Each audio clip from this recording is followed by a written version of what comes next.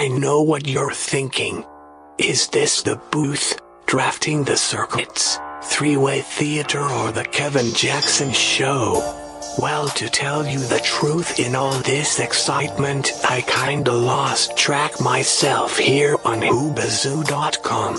So, do you feel lucky, punk?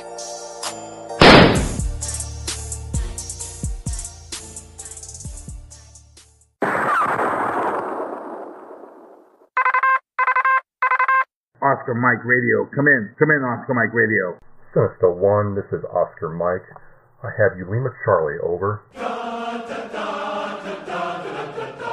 the halls of Montezuma to the shores of Tripoli, we will fight our country's battles in the air, on land or sea. First we fight for right and freedom, and to keep our honor clean. We are proud to claim the title of United States Marines.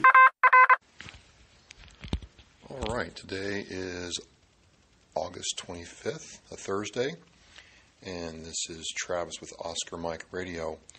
I am not broadcasting from Brockton this week, but still, I'm here, and we're going to have a good time today.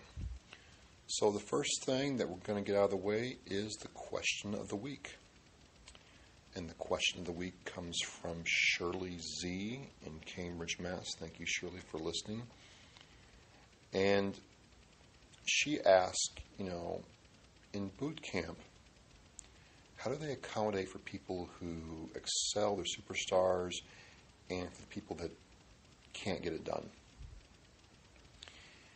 And I thought about this, and my reply is, well, boot camp is all about making square pegs go into round holes.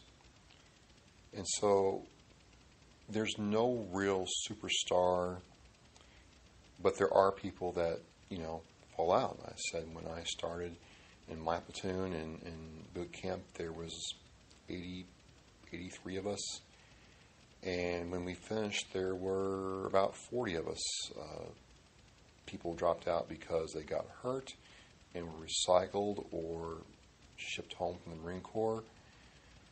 People got caught, on drug tests and were sent home.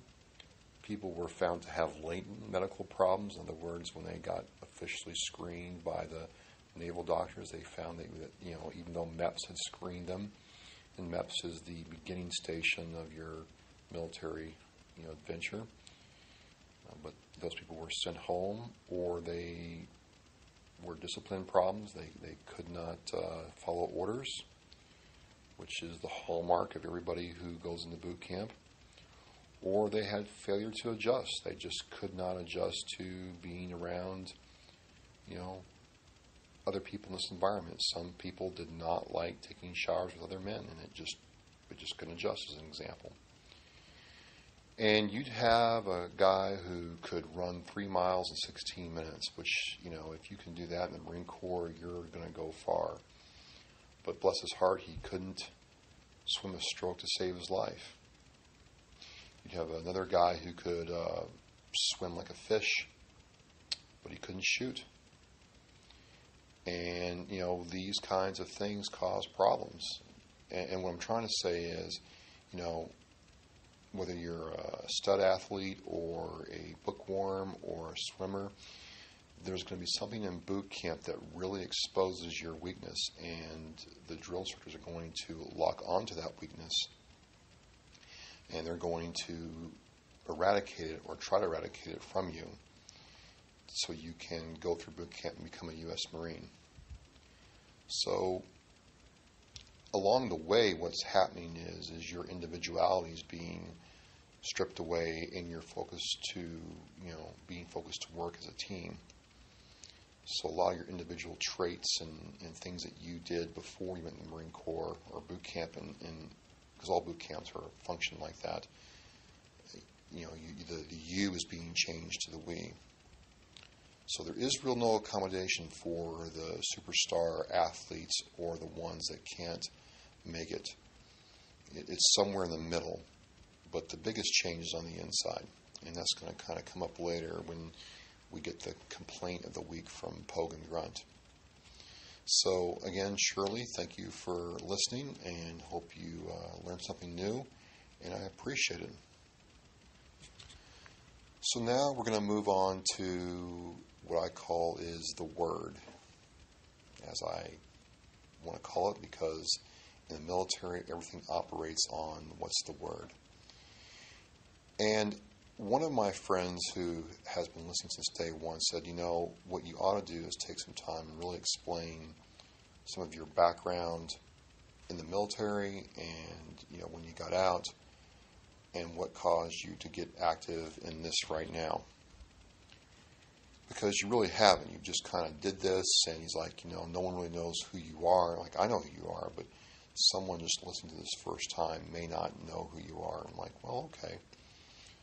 So, very briefly, I joined the military. I joined the Marine Corps in 1995 from Louisiana.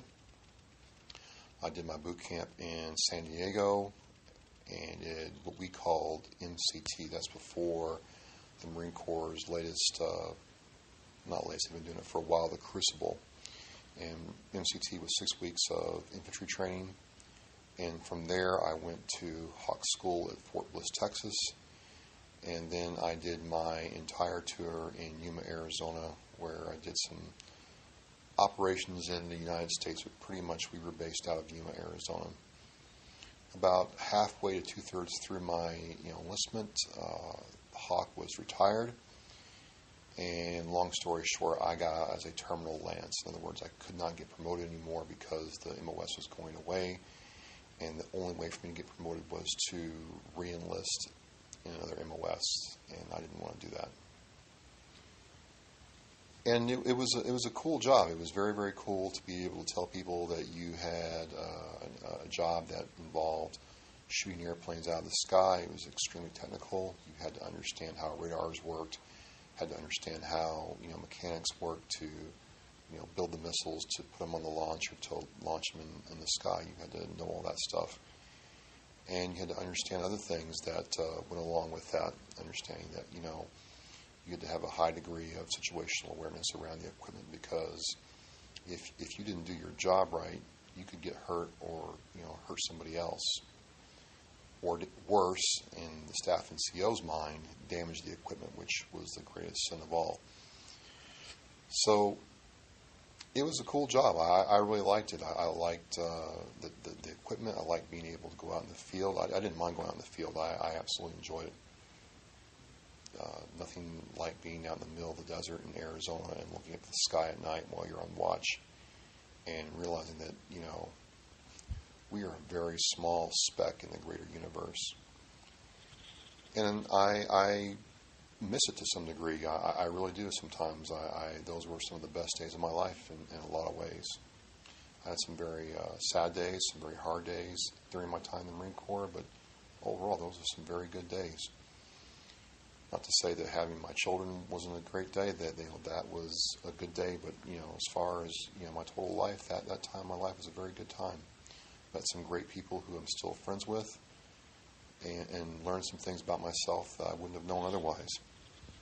So I got out and moved to the greater Boston area, and I didn't know anybody. I didn't know what to do. I didn't know the environment. I'd never been in this part of the country before, and I had to figure out a way to get myself going. I had a family to provide for, and I had to figure out what to do. A lot of guys getting out, were going back home, and people had already said, hey, go here, go there for a job.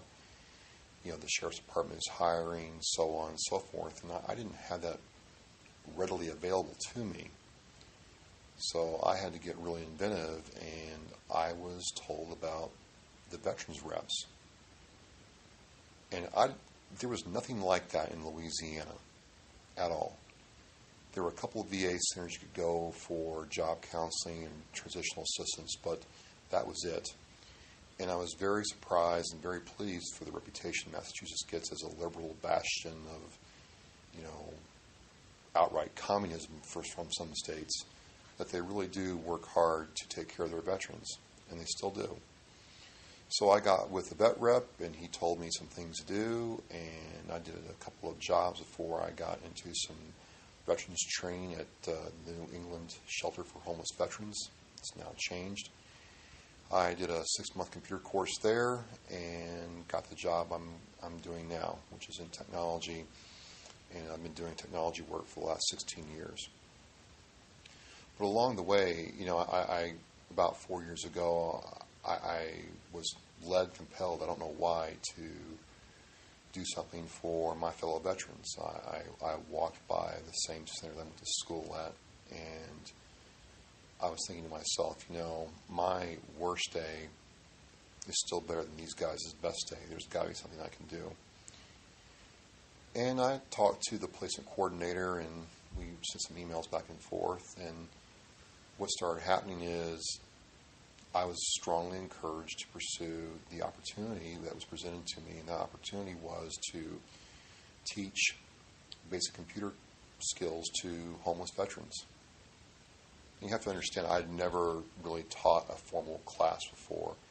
I've gotten up here and shown people things and how to do things, but I've never really gotten up in front of a group of people day in and day out and taught them anything to gain proficiency at something.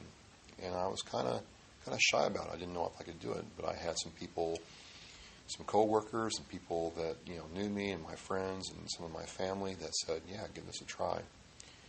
And I started doing it, and I really enjoyed it, and it was really cool to see a person come in who had no computer experience come in and absolutely change their lives by being able to send emails and understand how to attach files to an email, how to use an online calendar and make it work with their phone. And watching that really got me thinking, if I can do this, what else I can do? And I started expanding my network of veterans contacts, and I realized there are a lot of people that really want to help their fellow brothers and sisters out.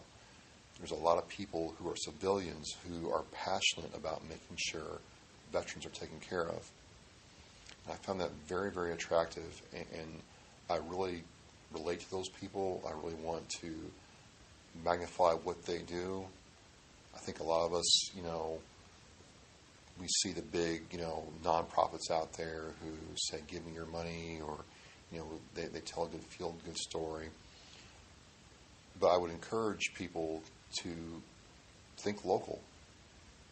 Whether you're in Massachusetts, in Idaho, in Florida, wherever you are, there are like-minded people out there that want to help veterans, which then led me to this thing called Oscar Mike. Earlier this year, I'm like, I've got this experience. I've talked in front of people about, my experience helping veterans. I've met other people who work in the shadows, really. None of us really are looking for glory doing this. There are easier ways to get it if that's what you want, but they do it anyway. And I thought there's got to be some kind of way for us to, get together in some kind of format where if you're doing this kind of thing, you can share what you do, but if you're not doing this kind of thing, you can plug in, which kind of leads me to my second real point for the night is, Oscar Mike, I thought of it, and I'm like, I want to do this for a couple different types of people. I want to do it for, the old crusties, as we call them, the guys who served in, Vietnam, Korea, and to me, those are true badasses. Those are people that, really walk the walk. And I want to be able to appeal to them and understand there's somebody out there who wants to hear their story and tell their story. Whether they're at the American Legion or VFW Post, that, hey, you have experiences and knowledge that, I want to hear, as a, quote, younger guy, close quote. I want to make this program, relatable to people in my age group who served in Desert Storm, Kuwait and Iraq. I want to make this program relatable to people who are still serving in Afghanistan and other places, active duty. You're active duty, you're serving overseas. there's a little something here for you. I want to. That's why I do the unit shout out. Is I want to, recognize that you're out there doing the job right now. And you may not be, somebody in a Call of Duty game or a Battlefield game, but you're making that machine work to get that soldier out there to do his job. And then last but not least, I want to appeal to civilians who might be the mom in Wisconsin whose son is joining up for the first time, and maybe she wants to, reach out and hear somebody who's done it and talked about it. I've met a lot of mothers in the last couple of years whose sons and daughters have gone off in the military, and it's kind of interesting to see that perspective when mom's trying to put on that brave face and her baby is, a couple thousand miles away or across the world. And, when I was in, yeah, Mom, I'm in a payphone in Gila Bend, Arizona, saying, yep, Mom, I'm fine. I'm going out in the field for a couple of weeks. I'll call you later. And I'm not thinking anything of it, but that mom is like, oh, my God, it's 2 weeks before I talk to him again. I hope he's going to be okay. And I was deployed stateside. I can't imagine what it's like when you're deployed overseas and, your mom, wife, dad, your brother it could be a couple of weeks before they hear from you again. And that's for you, too, to kind of, come here and be a part of something if you want to get some comfort, if you will, or whatever you feel like you need from this program. I want to make it for you. Because the criticism I've been getting from a couple people that, and I need criticism to get better. I don't know what I'm doing a lot of times with this. I'm beginning to appreciate how hard it is to pull something like this off. Is you can't appeal to everybody, Travis. There's no way this program will ever appeal to everybody. You've got to focus on one little niche in the veterans community and make it work. And, well, my reply to that is, well, Disney World does a pretty good job of appealing to a lot of people at one time. There are grandpas that get excited about going to Disney World with their grandkids. There are little kids who are excited about going to Disney World. I mean, you can get married at Disney World, for Christ's sakes. So, to me, if Walt Disney can appeal to people with a mouse and Donald Duck, I can figure out a way to make this appeal to a wide group of people that are interested in what's going on in the military or who have served in the military. And that's what I want to do with Oscar Mike Radio. And Oscar Mike is military speak for on the move or on mission. Because for the people that serve the military and get out and still want to be a part of it and serve their fellow brothers and sisters, the mission never really ends. There's always going to be a need. There's always going to be somebody who needs help or a friendly voice. There are veterans out there suffering from post-traumatic stress syndrome who need somebody to listen to them, and they need to feel safe in a space to do that. And a lot of times you read what's going on and you understand that civilians are out there trying to help them out, absolutely, but they just want a fellow brother or sister to put their arms around them, whether it's over the phone or in person, and say, hey, it's going to be okay. I'm here to help you. And Oscar Mike is that space. There are people who have questions about how to take care of their dependents who come back from, combat operations, and they're trying to figure out how to help them. And there are many people who can provide that information and knowledge. And Oscar Mike is about being able to provide that information and knowledge to somebody who needs it. And then, like I did last week with, Guardian Overwatch, there are organizations out there doing work right now who you'll never hear about. You won't know who they are unless you stumble upon them. You won't hear what they're doing because they don't have, large marketing budgets to spread the word. And if I feel that you're providing a good service to active duty or veterans, and you pass the sniff test, and you pass the gut check, and you pass the, statement check with your 501c statements, I'm going to do whatever I can to make sure the word gets out about you. So, long story short, I had a fairly short, unremarkable Marine Corps career, But out of that Marine Corps career, I got so much in terms of being able to do anything I put my mind to, and making some really great friends who have become family over the years, and being there for people who needed it, that I wanted to kind of keep this going. This is my way to keep it going for a larger audience, outside anything else that I do. And the people that have listened so far have told me they've gotten something out of it. But again, the critique I've gotten is we kind of want to know a little bit more about you and what you've done, and how you're doing now, and what else you have going on. So what I'm doing right now is I still volunteer at the homeless center, and I still am heavily involved with other outreach projects that I do in the greater Boston area. And Oscar Mike has allowed me to talk to people all over the country. Whether you're helping build a deck for somebody, cleaning up some guy's mold in his house. Maybe you're doing a donation drive. I've talked to all of you. I've gotten to learn so much about what you're doing, and I'm here for you however I can be. And so that's the word of the week. That's kind of how I want to do it this week. And there are more shows being lined up and things to talk about. And I hope you continue to listen. And if you have questions, let me know. And that is, the word as it stands. So now we're going to go into Pogue and Grunt's complaint of the week. And this has kind of taken on a life of its own, but it's so cool because they really, I got to tell you, if they're not complaining about something, they're not happy. So they both were talking about how boot camp has changed them, and how boot camp has left certain marks in their psyche.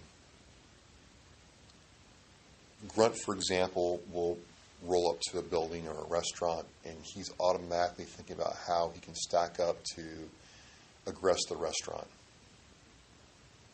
And he goes inside the restaurant, he looks for exits and entryways and, stationary cover and static cover and all that stuff, and he just cannot get that out of his mind.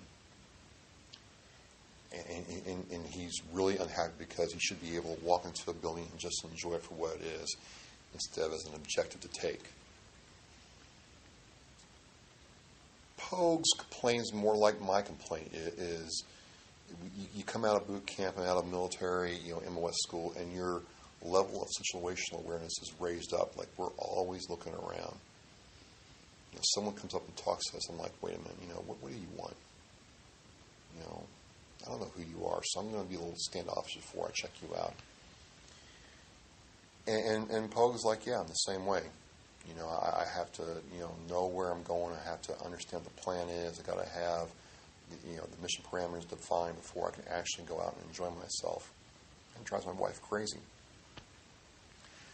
Well, I'm like, well, shoot, you do a good job with that just by yourself without doing anything else. He's like, yeah, right. But still, it's a complaint. It's valid. I want to be validated. And all I can say, people, is, when they tell you on TV that the change is forever, it's for real. And the struggle when you get out is real because, my siblings do not act the same way I do. They just go down the street to this neighborhood block party and everything's cool. And I'm thinking, okay, is everything okay? Everything kosher? We got good security here? Who's that stranger? I've never seen him before. Who's that? What's going on? And I'm told to relax, take it easy. And Poe's like, yeah, man, I'm the same way. So that's their complaint of the week. That's how they're doing this. That's how they want to, express their displeasure with life in general. And well, that's the way it is. And I want to talk about the unit shutout for this week. And to me, unless you've been living underneath a rock, to me there's only one unit that deserves a huge shutout. And I can't possibly, in this medium, in this format, give them enough attaboys, oorahs, or job well dones. And so the unit shout-out for this week from Oscar Mike Radio is, and has to be, the Louisiana National Guard. Now, I lived in Louisiana. I did not live in the area that got affected by the devastating flood that's bigger than Katrina is, but I lived in a part of the country where it'll rain every day. Not so much in the summertime sometimes, but it will freaking rain every day sometimes. And not just a little shower. I mean, we're talking rain. Water management is a huge problem. You know, that you don't get buried underneath the ground when you get down by Alexandria and Baton Rouge. It's just not possible. There are very few subterranean structures in Louisiana because they literally will sink into the ground. And the water table is so high. I mean, my first experience, we were out working with my father. The water table is so high that we dug a hole, 4 feet deep to put some fence posts in, come back after lunch, and there's, 6 inches of water in it. This was April, and we coming from, the north had never seen that before.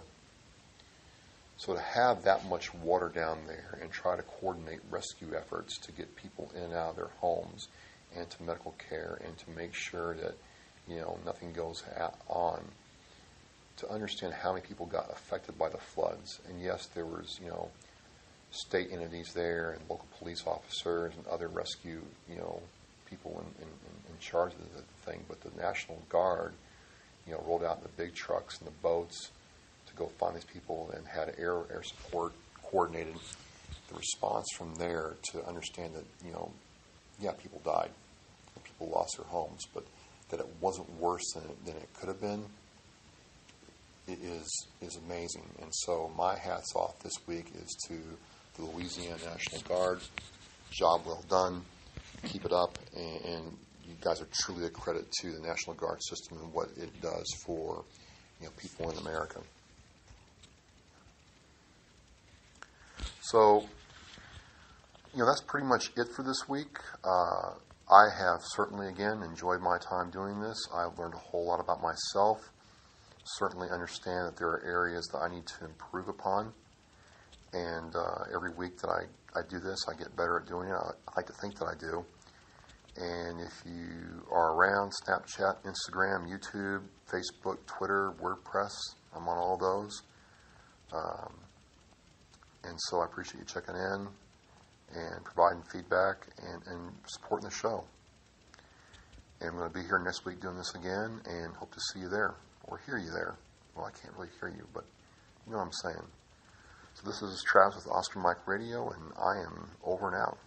Thank you.